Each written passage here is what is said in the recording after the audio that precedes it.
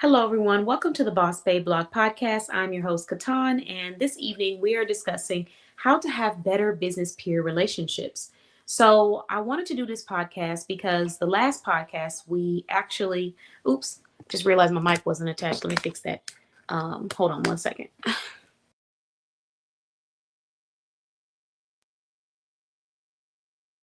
So, I wanted to do this podcast because in our last podcast we were talking about how we can have better relationships with um, clients, how to have stronger relationships with your clients, right?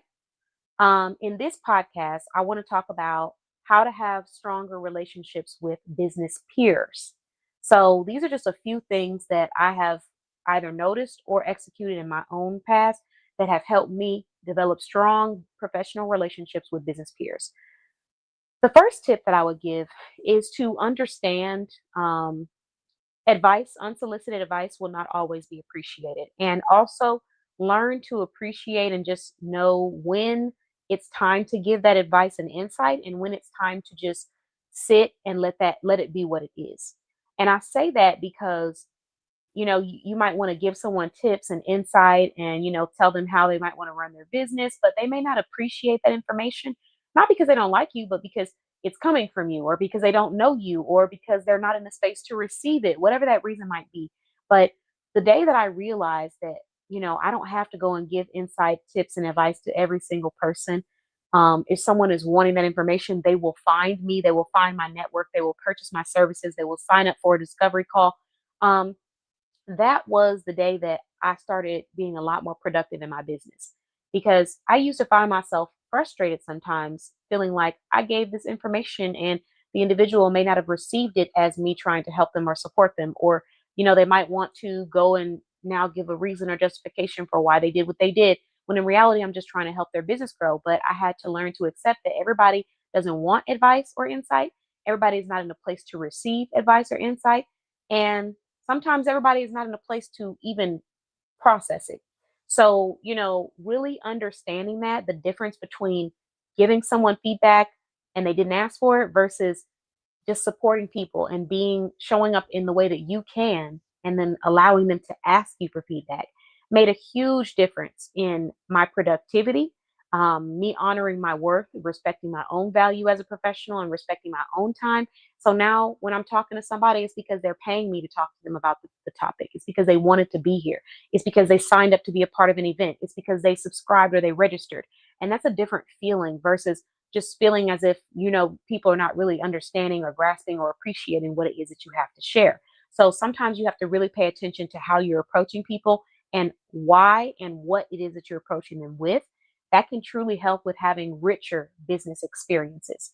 Another thing that I would say is learn the art and the beauty in direct communication. Sending a message on social media or expecting somebody to respond back to you immediately. These are not, this is not realistic. People have a whole life. Learn how to communicate with people directly. Don't make assumptions. I would say stay out of the drama and the gossip. I've seen so many rooms and places where entrepreneurs were talking about other entrepreneurs, and it's such a negative light, and trying to be public about it. It's a waste of our productive time.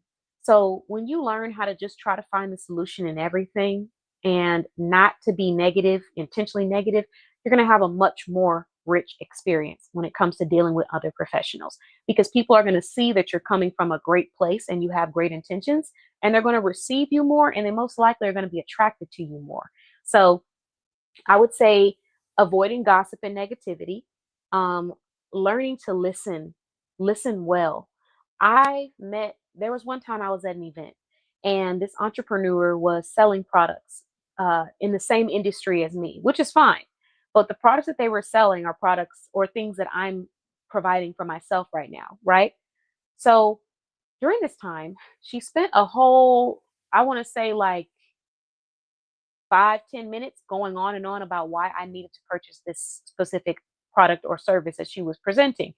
And not once in that conversation did she ask me what my needs were, or what I wanted, or what I was interested in, or what could help me. Not once in that entire conversation. We have to be better listeners. Sometimes we're only listening when we think it's money is coming out of it, or when it's a customer or a client. We don't always practice being great listeners with other entrepreneurs. They are still clients, they are still leads, they are still potential shoppers. And so in that moment, she really had multiple opportunities to ask me, what are you interested in? What are you needing? What are you looking for right now? How could I support your business? She didn't ask any of that. She just went into why I needed to purchase the service.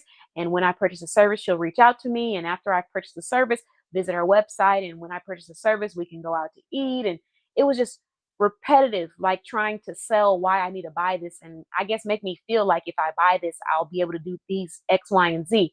But nowhere in the conversation were we talking about what I'm needing.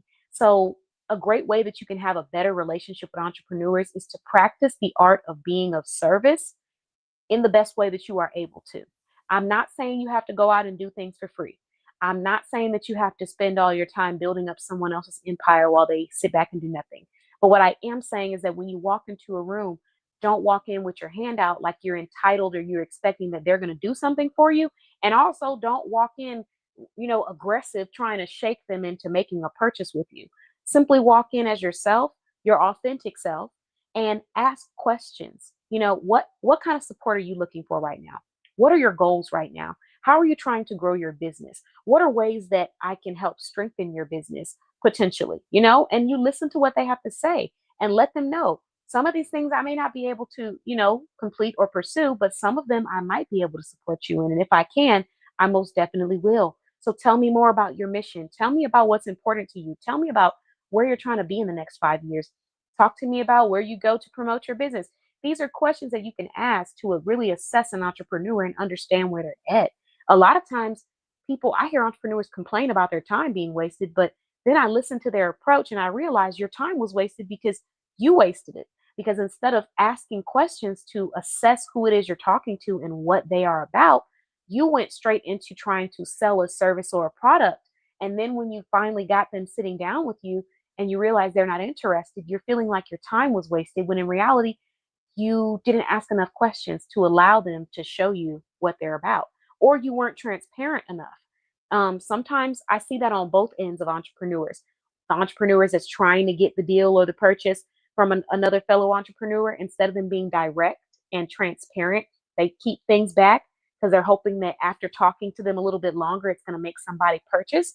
I promise you, that's not going to make somebody purchase unless they really wanted the product anyways. But if I didn't know, hello, thanks for joining from the UK. I appreciate you.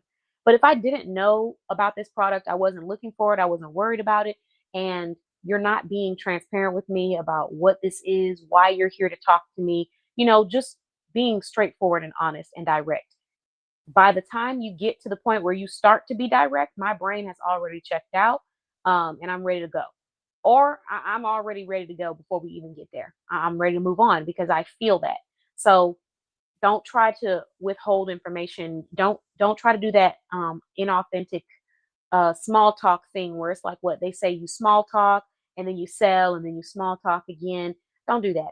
Just be transparent with people. Have genuine and real conversations and ask them questions about themselves. People want to share about their vision. They want to share about their mission. And I don't blame them. I love sharing my vision and my mission too. So when you're talking to someone and you want to know if they're the right client for you, don't try to sell to them.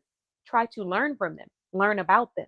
That information will tell you if it's even worth you continuing because maybe y'all want two different things. So it wouldn't make sense for you to continue trying to sell to this person. And that's why asking questions is extremely important when it comes to knowing, who your target audience is, how to find them, and also who your target audience is not, and how to release them so they can move on to the next person. So those are some of the ways that I feel we can have better relationships as entrepreneurs. Another way we can have better relationships is if we stop being so darn passive aggressive um, and negative Nellies sometimes. I think that because entrepreneurship can be a very stressful road for some people, sometimes people aren't in the best of moods. But if you want people to buy into you and be excited about you and your presence and what you have to offer, you have to learn how to actually make people light up. And sometimes people are just very miserable with how they speak to other individuals, how they carry themselves. Practice uplifting people. Practice having something positive to say. Practice offering value. Like I said earlier, I saw a post where somebody was advertising their business, and somebody came underneath the comments and started heckling and just having negative things to say. And they were like, "This is stupid." This even happened to me where I was promoting something and someone said that it was a dumb idea, and it ended up being a wonderful idea. But because a lot of people benefited from it and requested it again, but instead of spending that energy doing that, you could have spent that energy saying, great job on promoting your business, having enough courage to promote your business. Here's some of the services that I might be able to help you with, or even, do you need anything? Do you need any support on this mission right now? Would you like any insight or advice? You know, just asking. And another thing too, oh, hold on, guys. I think I did my hair and I used oil, and unfortunately, think the oils ran in my eyes. But asking, can you be of service? And then another thing too is not being angry when people don't want that service, because it's just asking. Like, hey, would you like some insight? Would you like some feedback? And if they say no, that's okay. Let them say no. Leave it there. Don't try to force it on them. Don't get mad at them because they don't want it. And don't try to give people unsolicited business advice. I've had people try that, and also I've seen them do it. Just leave it alone. If they don't want it, they don't want it. Let it go, because someone else will appreciate it. So just find someone who really wants to hear it by asking them if they want to hear it, and then provide it. But I think those are some ways that we can have more enriching business peer experiences. Just practicing being better humans, learning about somebody else, being positive when you see them trying something, uplift. Somebody made a post about an event, and then a person came in the comments and was like, oh, can't go, sorry, have to do this. Who cares? If you couldn't go, why couldn't you just put underneath, oh, this is wonderful. Let me know if you have any more. Or, oh, this is wonderful. Let me tag 3 people who might want to go. Or, oh, this is wonderful. Keep up the great work. Something. But, just really ask, just put yourself in their shoes and ask yourself, what would I want in this situation? And also ask them what they want and what kind of support they could use, because what you need might be different from what the next person needs.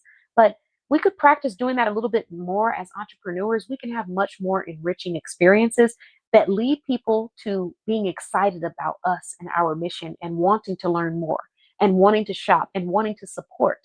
People ask me, how do you get all these connections and how do you know all these people, and tell me how you built it. Being a positive person, being an uplifting individual. When I saw someone posting something, liking the post, if it's not something that's my cup of tea, scroll.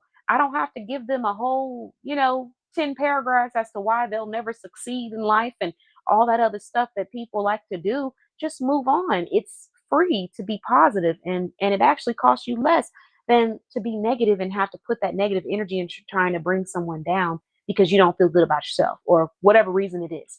But those are things that can be stopping you from having great entrepreneurial relationships. Just something to consider. Other things, I would say practice active listening and active reading. Like, I've had a time where I've told an entrepreneur, okay, hey, text me here. They never text me there. They send messages to different platforms, and then they come back expecting me to know which platform they sent it to.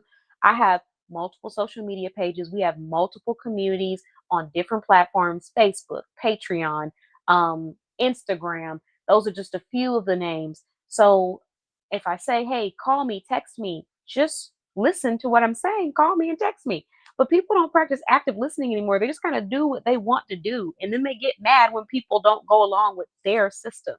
We have to be a little bit better at practicing active listening and letting people be who they are, and not being mad if somebody doesn't want your advice or insight. Just keep it moving. In the beginning, for me, when I was trying to give people insight to support them and I felt like they weren't really appreciating it, it was frustrating. But then I realized that I was doing it to myself. They never asked me for that advice or insight. They never tried to force me. Nobody put, a weapon to me and said, hey, give me this information. I was trying to do it because I wanted to be helpful. But what I failed to realize at that time was I'm most helpful in places where I am wanted and I am received. So I don't need to force anything on a person. I can just continue to be my great self, and people who appreciate that and want that will come to receive that. But when I am trying to push it on someone, they are not going to receive it because they weren't asking for that anyways. Whatever their reason might be, they weren't asking for it. So when you're able to realize that, you will save a lot of your time as a professional, and you'll also run into more people who genuinely want to hear from you.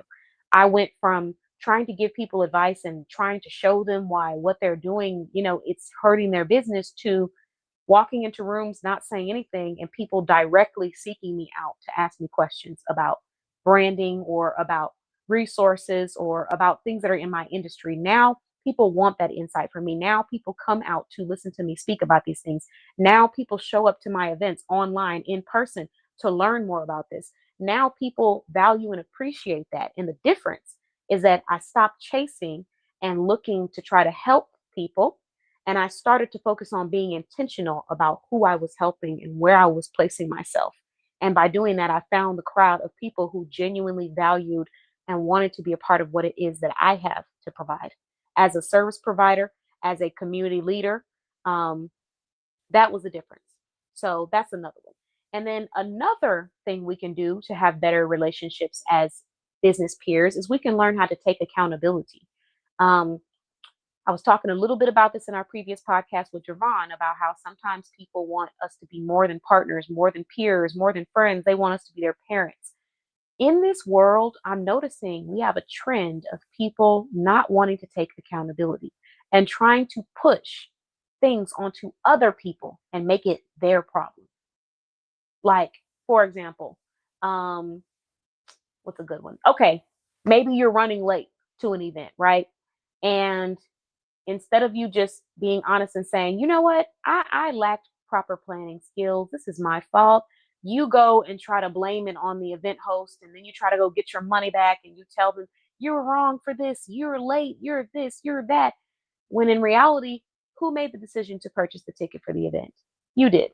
Who made the decision to show up to the event? You. Who made the decision to have those, bumps in the road instead of planning properly so that you could prepare and be on time for this event? You did. But instead of us having that accountability and leaning inward to work out these kinks and problems around us, we look and we try to find somebody to point it at. And I partially feel like social media is to blame, but the other part of it is a culture that we are in now where we just tell people they're right even when they're not right because we're afraid of being canceled.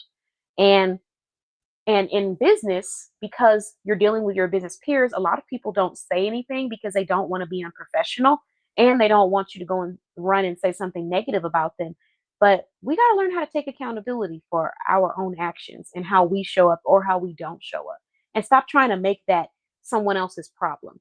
Um, Another example, maybe you have a essay that's due and the deadline is on Friday. Well, Saturday comes and you haven't turned it in. You knew that you had this essay 3 weeks ago or a week ago. You never turned it in. You waited until the last minute to turn in your essay. Then, when the essay deadline is closed, you say something like, oh, it needs to be open. I had personal things going on. This was going way too fast. We got all of these reasons in the world why it is not on us for our actions and our decisions, and why it's on the next person when we had the capability to choose whether or not to do this or to do it. We choose, we prioritize, and then we get the results that we get. And instead of being accountable, we try to point fingers at other people that have nothing to do with our own personal decisions. I had someone purchase something and then say, okay, I need this quick. I need this quick. You purchased it today. You're going to get it within the next 1 to 8 business days. But you don't get it when you want it. You get it 1 to 8 business days, which is when it said it was going to be purchased, when you were going to get it. This was a business owner, by the way. And keep in mind, I had been prompting this service way before it was purchased. Now, why they waited to purchase it, that's not my business. I'm not entitled to that information.